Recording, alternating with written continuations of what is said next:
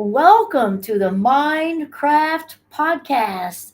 My name is Kimberly Quinn, and I am here with the wonderful, the amazing Michele Ogston. And Michelle and I have to tell you, became super fast friends at one of our mastermind conventions for the Rising Tide Connection. And especially, we've met each other at least a couple times. This last one, Michelle had me just stop in my tracks with a couple things she said. But for now, I want to say to Michelle, thank you for using your life minutes in this way to be on our show. Well, life minutes. I haven't heard that. That's a great introduction. I'm happy to spend my life minutes with you, Kim, right here, right now with you. And all your listeners, thank you for 100%. having me. Well, yeah, and I'm also pleased. Well, there's nothing more valuable than our life minutes, right? So, to me, that's a huge. There is no bigger compliment than when somebody chooses to spend time with me versus doing something else. There's no bigger compliment than that, right? I am such a quality time girl. Like I will take a quality time moment with somebody versus a gift, like a physical gift Oh yeah, any day. oh yeah. My kids are like, "What can I get you for Mother's Day?" And I was like, "Just spend time with me. I don't need a thing. Just spend time with me." I love Life that. minutes, life minutes. Life minutes. Give me some life minutes. I'm gonna Life start saying that. minutes because they are, they're not, endless. So it's a bit pretty big compliment. So Michelle and I were talking off the record, and of course at the I think it was the Orlando one. And before that, it was where were we? Utah or somewhere? I don't know. It doesn't We were matter. in Sacramento, I think. Sacramento, someplace. Um, but the Orlando one, you had me sort of spellbound with the actions bring answers, just dropping wisdom bombs all over the place. So why don't you start us out with that? Yeah, that is one of my like classic sayings because I think a lot of the time, I'm very much in the spiritual community. So I'm, what I call myself a soul coach. I am a medium and I am a relationship coach and all of the things. Um, but really what I find is that we can either get really stuck in mindset or we can get stuck in like the awareness and the woo and let's just be in the flow, which believe me, girl, I am in the flow all the time. And what happens is we then don't take the action and we just sit and we're like, well, why don't we have any answers? What's happening? Why isn't this moving forward? Because we're just like in the awareness. I think it's the new Right. drug of the spiritual community, by the way. That's kind of controversial, but we can get to that later, Kim. But I do find that when you take action, you get so many answers. And so many people are so afraid to take action. I know I was afraid to take action at certain things in my life. But then once you do, no matter what happens, you have an answer like, oh, I need to tweak this, or that was amazing. If I wanted to make it more spectacular, what would I do? I mean, it just gives you so much room to play around. And I think that to me is so valuable.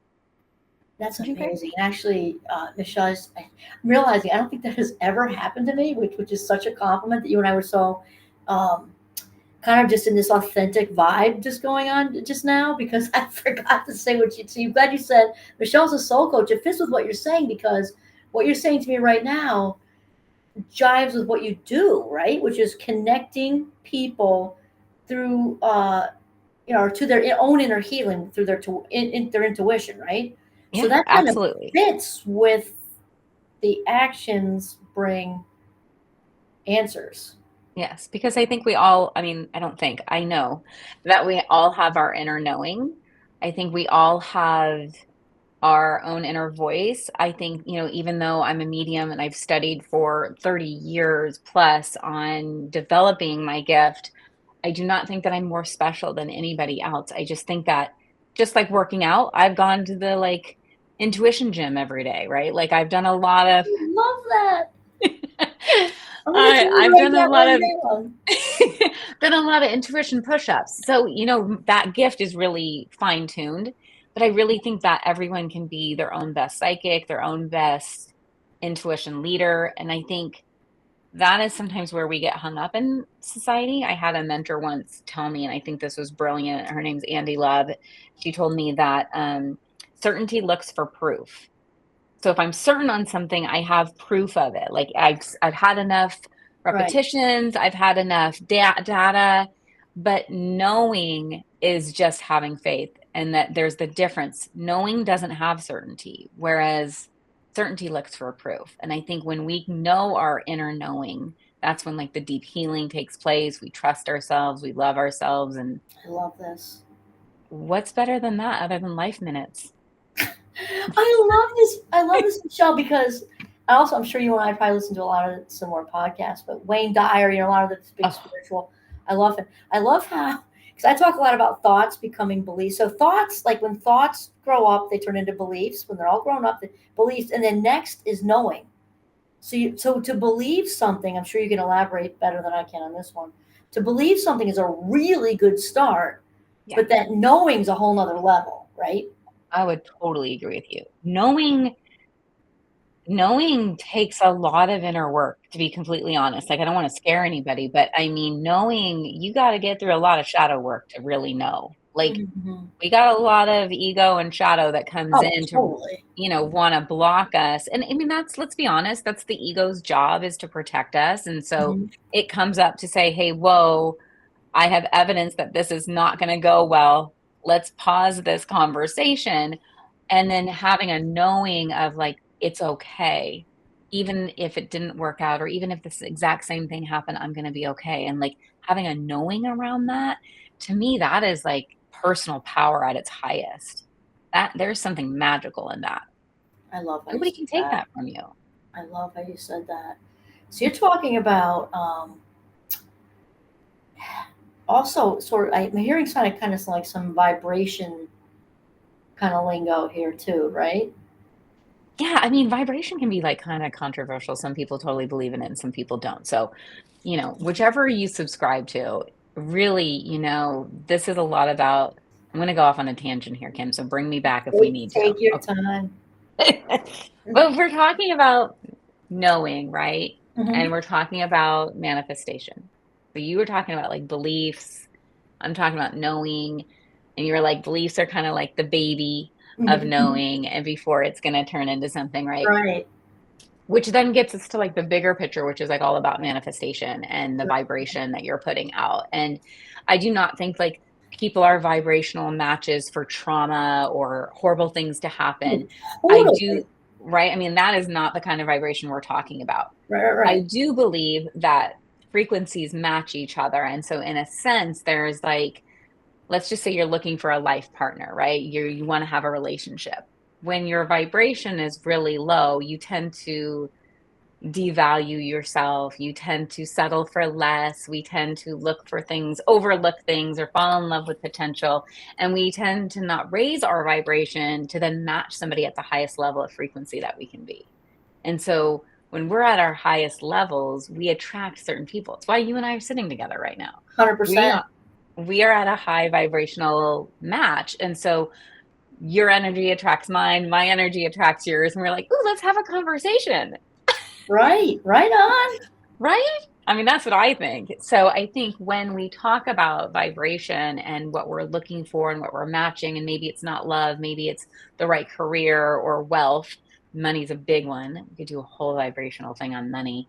Um, how that changes when we find out, again, I'm going back to the shadow for just a second, but where our Mhm. shadow plays in all of those areas. So in Mhm. our love life, in our work, in our feelings around money, our capacity to hold money, wealth. I don't know. I feel like your audience wants to talk about money for some reason. So let's go. Then go run with it. I'm Because like, dude, honestly, I think I don't know. I don't want to get you off track because I think you're spot on. I think a lot of people don't realize how much their relationship with money is a reflection of their relationship with themselves. oh, 1,000%. I could not agree with you more. Right. Yes. Your money and yourself, they are married. They they are married. And I didn't know that either until I was in the coaching space and I could only make a certain amount. Like I couldn't get past a Right. Right. certain Right. amount Right. because Right. I felt safe. I was like, "Oh, this is my safe pocket of money." Mhm. So anybody who's resonating with this, if you have a certain level of income that you can always get to, let's just say for easy math, that's like 5,000, right? You make 5,000 a month and you're like, "That's my cushion." And then you go to the next job and you make 5,000, or however you arrange it, you always tend to have the same at the end of the month. That is like your safety. And so it's learning how to increase your capacity with your safety with money if you couple it with money. I could get so deep on this, but Go ahead. your how you feel about money, our Mhm. beliefs around money get coupled together and then they get intertwined. And so we have to learn how to unseparate those things so that we can let that feeling of growth and knowing and certainty, like all of it, come forth around money. So that now it's not $5,000, but now it's 10 because I just increased my capacity.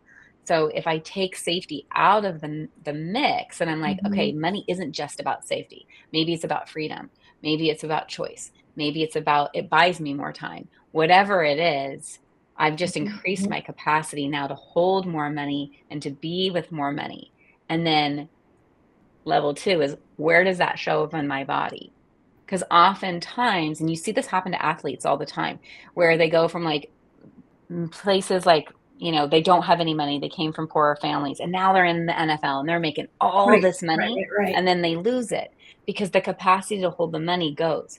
So if you right. find this too, where you like have months that are like 5,000, 10,000, 30,000, and then you go to 2, or you always go back down to your safety of 5, then your capacity to hold money hasn't grown with the capacity of what you actually provide. I love that. And it's like, well, there's also research on it with Yes. lottery winners. Most, as I'm sure you know, most lottery winners, they can win like with gazillions, and then they go right back to Yes. the same. Usually, Yes, and this is the whole thing is like oftentimes one, we aren't taught a lot about money or finances and whatnot. But the second part of it is really a lot of what you were saying, which is like, what is our emotional capacity with money? Like, where have we coupled things that our beliefs around money that actually aren't true? And a lot of this comes from, in all honesty, and our parents are amazing people, or however you feel. It's really not the point. The point is we're indoctrinated at very early ages of absolutely, money doesn't grow on trees and you have to work hard in order to make money, and not that some of that isn't true, but then our belief becomes coupled with that and we block right, our right, own right. progress by saying, well, I can only make money if I work hard, and my money's going to go because it only grows on trees. But if I learn how to uncouple that belief and be like, okay, well, what if? I'm always asking the question, like, what if? What if that weren't true? What if money didn't grow? What if money did grow on trees? Like, I mean, how crazy would that be? How amazing it would be if money grew on trees. Great. What does that life look like? If money grows on trees, what does that life look like? And then I start to work on becoming a vibrational match from money growing on trees. I I'm love attracting that. more money. This is how we like bring it all full circle. Is this is why like vibrational and energy, it all matters on some level because we tend to cap our own progress with our like beliefs around 100%. where we should be or where what it looks like or what it feels like. Oh, 100%. I'm so glad. I think we'll just go the money route because it really works. And I just want to, another thing too, when you were talking, Michelle, is I think of, well, there's a couple other ones that some people think rich people are jerks. And Oh God, that's a good just one. because you have money doesn't mean you're a jerk, right? And then the other thing, when you're talking about I had to put so many hours in, and of course, I have a killer work ethic. I'm sure you do too. That said, though, you can also come up with a really great idea and not. It's you're still you're working smart, not hard. It's just different.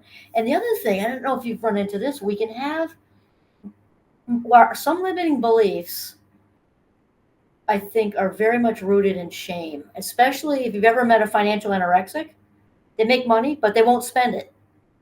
Yes. No, it's true. Yeah. Because they're living in fear. Yeah. In fear. And it's also a way that somebody can rub themselves out. Like if they got some really toxic messages of you're not enough as a child, and not even being aware of it when they're 40. Yeah. Going down to nothing in their bank account, living in that stressful place of having no savings and things like that. And I'm not talking about people who have different things going on, but people who are just what's in their hard drive is bringing them back to that set point, Yeah. which I think fits with what you're saying. Yeah, right. It's that emotional safety cap of so much of our money is rooted in our childhood that we don't even know. And I know we Mhm. all tend to go back to our childhood, but in reality, we actually don't usually put those two together, that that's actually where we're coming from. So like that financial anorexic, right, can also come from, well, what if it all goes away? Right, We didn't right, have right, any, because I've lived a life where I didn't have any and now I have it. And what if it all goes away? So now I've got to be really careful because I don't know that it will stay because I haven't had this. This also relates to your attachment style because your attachment style shows up in every relationship. And I think the biggest misconception about money is that you actually have a relationship with money. And so when I first work with people on like money or money stories is, how do you, like, if you were going to describe your relationship with money, like how would you describe it? So normally they'll be like, "Well, how do you describe it?" And I'll be like, "Oh, well, I mean, like I love money. Like I think money is so sexy. Money is so cool. Like I pretend like money's a person. Like, oh my God, money just did this for me the other day. It was so cute. Oh my God, you'll I never believe like what money did." that. And so when you treat money, like if you're somebody who says, because you were talking about language earlier in the beginning, which Mm. you and I really both agree that language is very important. So if you speak about money like, oh, I never have money. Oh, look, here it is again. It just comes and it goes. Or how do you speak about money? Because it says a lot about how you feel about money, what your 100%. relationship is like. And so one of the first places I started working when I was working on like my money stories was that, like, when I how did I feel about money? And at the time, money kind of scared me. It was like, ooh, I don't know if I know how to work with it. I don't know. Do I invest it? Do I spend it? What do I do with it? Like, ugh. I was like super awkward around money. And so I really worked on like cultivating a really beautiful relationship just by like speaking in ways that like spoke to my heart when I was speaking about money. So I was always like cognizant of how I would talk about money with people. Now, my husband is in finance, so I definitely have somebody behind me going, really like helping me learn about money and all of that. So I got to feel confident in that. But the more like I did that work of like, oh, what is my relationship like? Like, it's private. I don't tell everybody about my money. I'm not a coach online who's like, I made X amount of money in X amount of days. That's not my style because I'm like, I think it's sacred and beautiful. And so when I started doing that, I noticed more of a flow with money instead of this like connecting where like it has to stay or I have to save it or I can only do this or I I'm going to love spend it that. a certain way. And it became more of a give and take relationship Mhm, in a mhm. really beautiful way instead of it just being like, well, I don't know, money kind of comes and goes. I don't know, which was kind of my philosophy beforehand. No, I was dropping wisdom bombs all over the place, and I think that also the vibration thing is good, Michelle. Well, first of all, as a somebody who studied cognitive psychology, that I don't know how we can dispute the energy thing because it's all about the neurons. So when neurons are clustering, we are just like if anybody's ever met anybody who walks in the room, they don't even speak, and if they're kind of have a doormat thing going on, you can just feel it. Or the Yeah. opposite is true. Somebody, and I don't mean cockiness, I mean authentic charisma. They Yeah. walk in, they kind of have the room, they just kind of have the room, and people just Yeah. want to come up and talk. That's all that, I don't know how anybody can possibly dispute that. But the thing that when you were saying it too, I was thinking about one of the things that gets in the way, which is very energy based, which is that it kind of goes along with like you're a bad person if you make a lot of money or something. And this Yeah. idea that abundance has limits when it doesn't. Because people think of a pizza, like if you're at a party and there are two pizzas and everybody had one, but you want three and nobody had their second one, like you wouldn't do that. It's rude. But in the world of abundance, you making $10 million and me making $10 million takes nothing away from anyone else. Absolutely. And like that would be like there's infinite potential in the universe. Like there's no cap in the Right. universe with what you can reach, what you obtain, whatever. It's all there. And somebody will claim it. So why not you? I love that. That's very Brooke Castillo. Is it? Have you ever listened to her? No. Oh my God. Later, I'll send you the link. And she's got a lot, but there's one episode in particular. Maybe if any of our listeners want that, reach out because I can send that to you. she talks about that, that Yeah, it's I mean, I am such a believer in that. Like, if you want a relationship, it is there for you. Claim it. absolutely it's there for Claim, you. like, make a declaration and be like, I want to, and it's funny because you talk about shame, but I want to be wealthy, right? And you can immediately feel shame come in on some of those things, especially around wealth, because of our beliefs, right? Of like, Right. well, rich people are selfish, or, they drive crazy. Uncaring. Yeah, they don't care about any, they're only out for themselves. And so we have these like crazy beliefs about people, and maybe some are true and maybe some aren't, but we cap ourselves. And it's like, but who else is going to claim it? How can we change the narrative? Like, if you were the rich person, how would you then change the narrative of rich Hmm. people? So if I had a limiting belief around people who had wealth, I Right. could change the narrative around wealth by being the person who doesn't have that. So I could be the wealthy Oh, I person love who gives. I could be the wealthy person that cares. Yeah. So I get to change the narrative. So Yes. if you want something bad enough, claim it and change the narrative. You become part of the solution. Like, to me, that's like no brainer. We It's a can do this. no-brainer. And it sounds like my very good friend Oprah. We've been good friends for a long time. She's just not aware of it, but we're very tight.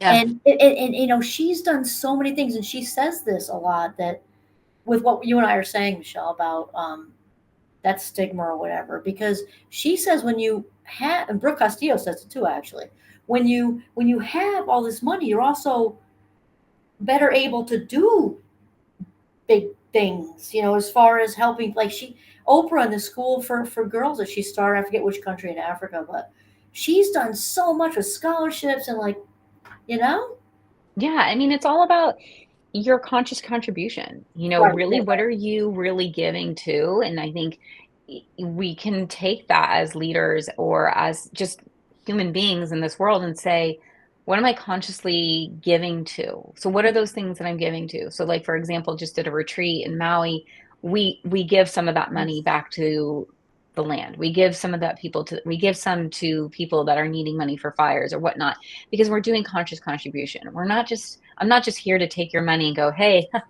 look at that. right, I'm right, making right. it rain over here, Kim. And Yeah, exactly, I'm also exactly. saying, like, hey, I'm also going to do these things as well. So I think that when we question ourselves or we have these beliefs or ideas around the negative, then it's like, okay, how can I change the narrative? And I used to get really hung up on this, especially in the coaching industry, because I felt like the coaching industry has not some great people in it. And I was like ready to quit. I was like, you know what? I don't want to be a part of this. This Right, is, right. I'm done. Like, this is yucky. It's sticky. I'm not sure I want to be a part of this. And I was talking to somebody and they were like, but yeah, but what if you changed the narrative? Like, what if you were part of the solution? And I was like, ooh, okay, I'm back in. I'm It's a back in. wonderful challenge to rise up to. Yeah.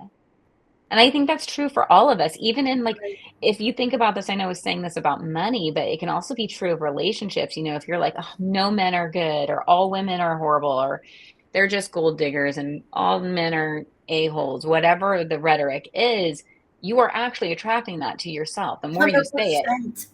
you are attracting that to That yourself. was like a pump moment right there. Boop, boop. 100%. So if you are wanting that, it just like the language and the feeling around money is, how do we change that feeling around and be the example and change the narrative around, yeah, but I am going to have a relationship with a man who is articulate and sweet and kind and puts me first. And no, I haven't found him yet, but when he's here, I am going to know that. That is a completely different energetic shift than all men are a-holes, because not all men are a-holes and not No, all men are gold diggers, and all of those negative things that we all get labeled as. And I think when we stop and we go, yeah, but what is it that I really want? What is the thing I desire? And we start cultivating our energy towards that thing by bringing it in closer, like hmm, start to have an intimate relationship with it. Like, that feels good. That's different. it, This is it, it, it feels good, Michelle. I wonder what you think, because I feel like Jake was talking about this, and maybe I photoshopped him in our conversation. But I feel like, because there's also, because the universe or God, or however you label, however you want, source with a capital S or whatever, is responding to what we're putting out there. So if we also say it's a relationship you want, right? hmm If we're putting out the energy of I'm giving, not just looking for somebody to walk in the door and take. But if I'm being that person who's wonderful and loving and kind and puts the other person first, you're more apt to attract that, right? So, I mean, the role of gratitude, I think, is kind of huge. You know, like you can't you can't become wealthy by hating being poor because you're just attracting. I'm just saying, you can't become thin by hating being fat.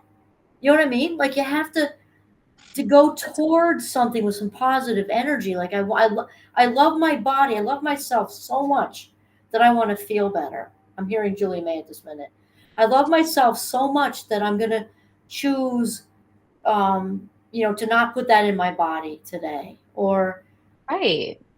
Or I'm not going to settle for a relationship that only gives me part of a man or a woman. I'm really wanting the whole. I'm wanting the completeness of what I'm bringing towards me. And I think that's really what, I always ask, like, what are you bringing towards you? So when we were talking about language and we're saying like all men are a-holes or all, mm-hmm. right, we're having that conversation. Really what we're doing is we're saying, okay, I'm going to bring that towards me. This is what, if Right, you see a pattern in your relationships, all right. relationships, there's a pattern, that's a clue for you that like, ooh, there's something I'm putting out that the universe is going, oh, you want a-holes? Great. Because you keep talking about that. I'm going to give you more a-holes. You want to still be fat? Like you're complaining about your body. You like, is Yep. that what you like? Because the universe does not know the difference between past, present, and future. The universe is just like right here, right now. Straight up. So it's just Focuses on going, what you're sending out, right? yes. So it's just right here, right now. So if you're like, I hate my body, da da da da da, I'm gonna eat the pizza, whatever it is, and we all love pizza. Um, Yeah. it's going to give you more pizza. So, Right. and then you have the effects of that. So I think, yeah, I mean, gratitude always plays a part. And I think what we're doing and like taking it up a notch is being even more specific about really like what I was saying, like being intentional with really what you want, the energy you have around the things that you're really wanting to cultivate. I mean, energy is everything, like you were saying. Somebody walks in the room, they have the it factor. You know that. Like energy is 100%. everything. Can't you? I mean, Everything. even okay, Michelle. Even because we have a wonderful golden retriever who's the sweetest thing in it. If you ever, dogs can even recognize energy.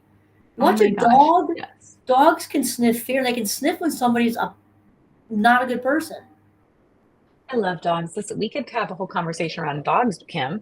No, Um, but I'm saying the energy thing yes, is, totally. dogs are just a spirit wearing a different outfit. I mean, they Right. can sense it too. Yeah, I mean, I think it's palpable. And I think, we all know those people that as soon as they're in a group, it's like, wah, wah, wah. Not that they can't change their energy because energy can change and we can all work on that kind of stuff. But I mean, there's definitely people who you're like, oh, so and so is going to be at an event. Yes, I want to be there. Or so and so's teaching a class. Oh, I love that instructor. She's amazing. I totally want to hang out with her. Yes, right? Like we are drawn to people. As humans, I think that's such a huge part of our Yeah. existence is finding the other people in our pods that we really resonate with and connect with. Energetic matches. Yeah. I mean, I don't know, don't you think? Oh, I 100% agree with that. I mean, it's if you go to the neurons, it's just the facts. It's just neurons that wire together, fire together. We're kicking out stuff. Kind of like you were saying about the relationship example. I couldn't help to think, sometimes, and I'm not saying it with judgment or anything, because we all have things that lead us to that when we're doing the best we can the whole Mhm. way, right? But with these, codependency kind of, Oh, situations, and like, how come this person keeps, and he keeps showing up, you break up with him, and there's somebody shows up wearing a different outfit, but it's not different because the energy didn't change. oh, that was the story of my life, Kim. Let me tell you, I was the living example of that. Or this would be the scenario too, and I am sure you have listeners that would do this too. You would date a certain type of person, and then the next person would come in, and it would be like one thing would be better. And so you'd be like, oh my God, this is amazing. They're so much better than my last one because they don't do XYZ. But literally behind the curtain, like Oz back there, was Right. like a total. Can I swear on this podcast or Oh, am I a woman? absolutely. Oh, okay, great. Total shit show. And You couldn't see it because you were so blinded because the one thing was different. That was me. I was like, oh my gosh, they're not an alcoholic. Oh, fantastic. It, Oh, I was like it, an addict's dream because I was a codependent. I was like, oh, but you have so much potential. You're so amazing. You have such a good heart. I And love the honesty. Oh my God, oh because God, it's so common and way back when, because I haven't therapized for a long time, but way back in the 90s, and I didn't get, I mostly worked with kids and teenagers. Every once in a while I get the codependent women. Again, I'm not passing judgment. Stuff happened along the way, whatever. right. But I just watched the cloud descend, Oh, and they get glazy, and he's going to counseling now. He's going to change for me. I'm going like just like I can't. I oh can't. my gosh. Have you seen this show? I don't get paid for this, anybody, if you're listening. It's on Apple and oh God, it's the therapist that tells everybody exactly how he feels. Oh my God, it's probably hysterical. Oh, it is hilarious. What is it called? I'm gonna remember the name, and if I can't, I'll send it to you, so your listeners can have it. It is hilarious. His wife ends up passing away, and he's in this like deep depression. And so he does this. He has these moments where he's sitting with his clients, and he's like, "Just leave him. You just gotta leave him." And Just I think every coach, every friend who's been sitting with a person who you're like, "Why are we still having this conversation? over and Just over and leave over the again. person." Right. Yes, I mean, codependency is, I mean, it's a real thing. I remember my therapist telling me, um, food and people, so food and codependency were the hardest addictions to break because you were constantly faced every day with the decision. Right. You It's not like constantly, drinking. I'm not saying it's easy for anybody who's no, in recovery out there. I'm not, I have a ton of no, addiction in my family. I'm not saying that at all. But I know what you're saying is you don't have to do drugs. You don't have to drink out. It might feel like that, but you can live without it. Whereas right. food and people, you have to Yeah, learn how to manage it. you have to learn to have a healthy relationship with Right. food, a healthy relationship with people, And money, actually. and yeah, so I mean, we all have this, and so it's such an interesting take on it of how it all kind of comes through and shows up, and codependency with money. Oh my gosh, List us. you have nailed. I'm going to say because you have nailed everything. I think a good way for us to wind up, and Okay. I'm hearing our friend, another mastermind friend of ours, Julie Oh, talks because it relates to the thread a three is line, yeah. how do you show up maybe versus how you want to show up, because those might be two different things, right? How am I showing up? Maybe the money example, that was most of the conversation. I don't know. Do it. Go whichever way you want. Well, tell me what the question is again. Oh, Okay. How do you show up? me? Well, I mean Oh, you, but you oh, plural. okay. Or you can use you if you want to, because I like how you were talking about all this money stuff and all that. You were very good and consistent with acknowledging that we all have limiting beliefs. And Right those around money. like you said, relationships, money, food and fitness, that whole category of body stuff. And through all this stuff, when we're not making our best choices, they're often driven from the vault anyway, right, of the unconscious. We're not making our best choices. We're showing up in a certain way, just like when that person has one after the other, after the other, after the other of toxic partners. Yeah. And how maybe, and then how might that moving forward, how might that look wanting to show up versus how you are showing up versus how you might want to show up. Yeah, this is actually, I mean, I would say this is a deeper question because I feel like we live in a society where we want to control the narrative about how Right. we're seen, how we're viewed, what we're thought of, and so much. And I think, there are wonderful things about social media, but I think the part about social media that really has confused so many of us is controlling the narrative. I'm only going to show up online with this filter, or I'm only going to show these aspects of my life. And I think really, as a culture, we're kind of getting bored. I think this is why TikTok is so popular right now, is because it's a little bit raw.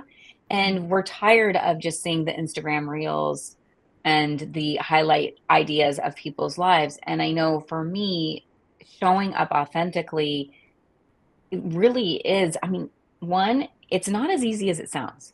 Like we all want to make it sound so easy, like, oh, I'm just going to show up authentically. And the reality is it's challenging to show up as our authentic selves and be seen. And yet, Brene Brown, I have to quote her, I said, love you know, her. it's not about fitting in, it's about knowing that you belong. Right. So They're no different. matter what you look like, how you show up, polished or unpolished, because there's nothing wrong with showing up polished either, is that it's not about fitting in. Like we all belong here. We all have a space here in this world, in this culture.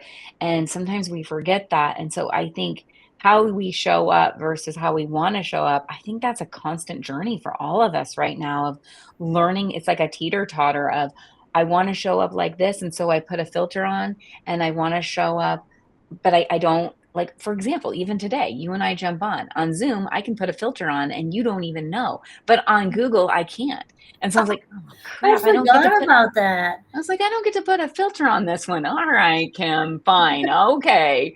So I Oh, didn't get to control that, right? So it's like there's so many things of where we think like right, I always think like when I'm really in that, like what is it that I'm really wanting to control and is that actually even possible? right. Like if I show up on a filter, are you going to like me more? I don't know. And is that the reason I want you to like me? No. So does it really matter? But I think that journey is so personal and it's got a lot of layers of it of like how we show up versus how we want to show up. Like that to me, that's a very big journey. I know like coming out of the closet as a medium was a huge journey in that of like, I want you to see me like this. I don't want you to look behind the curtain. Coming out of the woo closet kind of made it like Right, I right. am I'm here I in can't, all the glory. Michelle, I can't, I don't want to start to get it because I brought my fast mind right to Whoopi Goldberg and Ghost. That's cracked me up. Did you see that movie? I did, Because yeah. she was like a fraud, and then and then she started to actually hear people, and they all came out of like the closets. It's so funny. That's Oh my so god! But this funny. is such a good transition because I remember a retreat I was on. I think I was in college actually, but it stayed with me, and it's very Brene Brown about never negotiate yourself. I love her too. Never negotiate who you are ever. And the Mhm. belonging thing is that you're not making any changes. When you fit in, you're trying to change what you say or how you look or whatever. When you're belonging, not that, like you said, to be polished is fine, but we're not concerned with who likes us and we're just showing up at the table. Love me, cherish me. That's how it is. And I just forgot. Oh, the thing I was going to say, it's almost left me, is that when we are being ourselves, it doesn't take any effort. So if you're putting all this effort into being yourself, you're not being yourself. Like your real self doesn't take effort. It really doesn't. It doesn't. And I think, that was one of the biggest things that the Rising Tides, our friend Jake Valentine taught me was that um, I felt so different in the group. I was the only, at that time, I mean, Julie was in the group, but I was like one of the out there woo people. I felt like I was very alone. And I was like, do I fit in here with all these people? Do I fit in here? And I mean, and it took me a while to be like, it's not about fitting in. It's about really owning who I am and my beliefs Yeah, and yeah, again, being in the narrative of I'm the perfect person in this exact moment to be here with you right now. Whoever is listening to us right now, we are the perfect 100%. versions of ourselves who needs to hear whatever we're hearing and like trusting in that and knowing that. And for everybody else who's listening, like the same thing, like you are the perfect version of yourself right here, right now to go through the thing, to date the person, to do the money, whatever it is. Like you are the perfect version of yourself. There is no other version. You don't have to try to be somebody else. You are exactly who you need to be right here, right now, and that might get you to the next thing and the next thing. Or maybe you're there and you don't even know it. And the next thing, and the thing you're in right now, like we've both done, is that may make a story for somebody else later to help them. Totally. So it's all part of the dominoes. The Yes. dots connect in the end, right? Yeah. I mean, it's the 100%. most beautiful part of the story is like, all the things that you go through and the things that you are and the things that you are. And then when we strip that all away, we strip all the stories away, right? All of the trauma, all of our stories, all of the things, I'm just a girl sitting here with you having a conversation about things that are cool. It's Totally. not about me being a coach or you being something, me being something. It's like we're just having a conversation about like this is the shit that lights us up. No, 100%, because Wayne Dyer says it a lot with the ego. Like, if you are what you do, then when you don't, you aren't. Yeah. So It's so simple. it's so simple. It's so simple, but I think we'll just wind it up because I think really what it comes down to, it's been said 100 times, it's not a Quinn original, is people forget all the things, like the things, the circumstances, but they don't, you often remember most how you made them feel, Yeah. right? So hopefully our listeners, I'm sure our listeners got a ton from the amazing Michele Ogston and all this fantastic conversation. And so this is a great place to wind up. So I think I'll say thank you, Michele, once again for sharing your life minutes with all of us. And without a doubt, I know you've touched lots and lots of people because you were incredibly just authentic and relatable. So thank you so much. Thank you so much for having me. This has been so much fun. Just riffing. I feel like I'm just hanging out with you. It's been a blast. Thank you so much. Awesome.